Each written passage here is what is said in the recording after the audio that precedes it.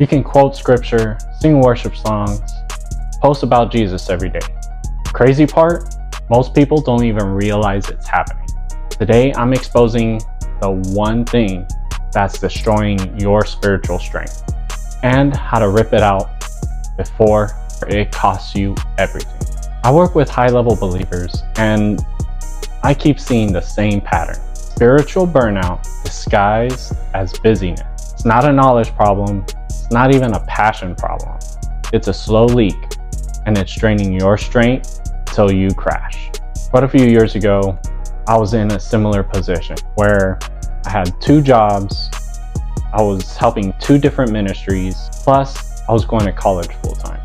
But behind the scenes, my prayer life was lazy, and my Bible reading was surface level, and my thought life was all over the place. I was spiritually exhausted and emotionally numb.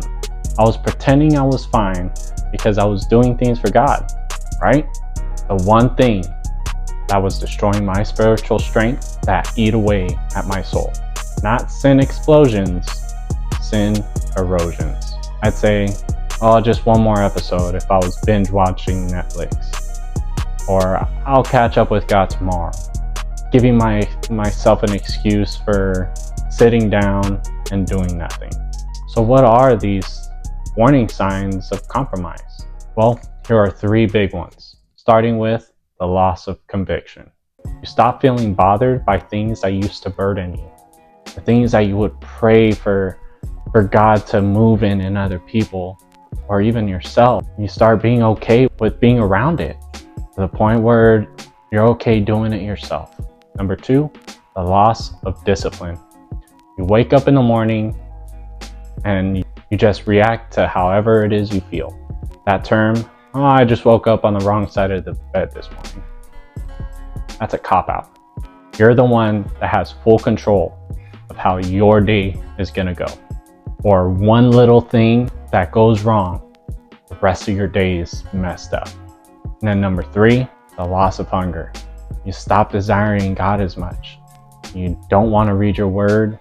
You're okay just watching Christian podcasts or Christian shows, filling yourself up with everything but the word. So if you're dealing with any one of those 3, loss of conviction, loss of discipline, and loss of hunger, then you're on a slippery slope.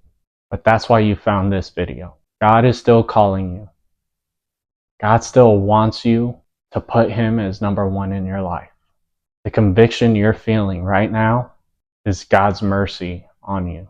So instead of beating yourself up, let's buckle down and start building our spiritual strength again.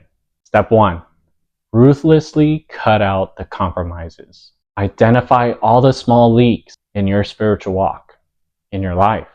Where are you giving too much footing to the enemy to allow him to have a voice in your mind? Everything we listen to is a seed planted in the garden of our heart. We're constantly filling ourselves up with junk instead of nutrients are going to die.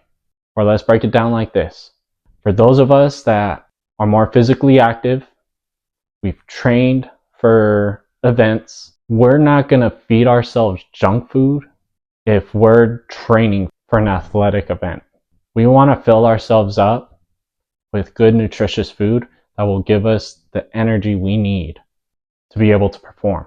Step 2, return to radical obedience over your feelings, obedience over trends. Obedience brings fire.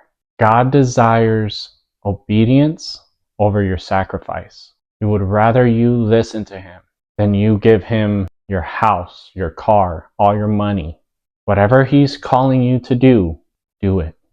His word says to trust Him in all things. Trust Him in all things. His word says to go preach the gospel. Go and preach the gospel to your coworkers, to your neighbors, to your cousin. So step 1, ruthlessly cut out the compromises. 2, return to radical obedience. And step 3, rebuild your altars. Set a daily time specifically for reading your word, praying, and worship. Do not compromise this time for anything or anyone. People will come and tell you, hey, let's go do this, let's go do that. Sure, that stuff looks fun. That stuff is fun. But at what cost? Because this is a 0 lifetime compared to eternity, a vapor. You're gonna risk having a few moments of fun than growing in your relationship with God. And you could say, oh, you're just being hyper spiritual. Hey, I don't want to be the one facing God and Him tell me, away from me, I never knew you. In everything I do, I want God involved in. I want to be able to know Him in every single thing in my life. And if you don't feel that way, it's okay, because that is something that you can build again or build for the first time ever. So step 1, cut out the compromises. Be ruthless about it. Step 2, have radical obedience. Be obedient to God's word. And step 3, rebuild your altars. Have specific time set aside for reading, prayer, and worship. You don't lose spiritual strength all at once. You lose it through the little compromises that you make in your daily life. But today, you can flip the script. Drop a comment, no more compromises. Subscribe for more content that builds bold, disciplined believers, because destiny belongs to the strong.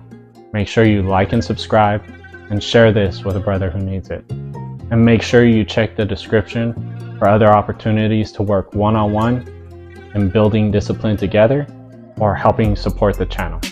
I hope this word found you well. Blessed.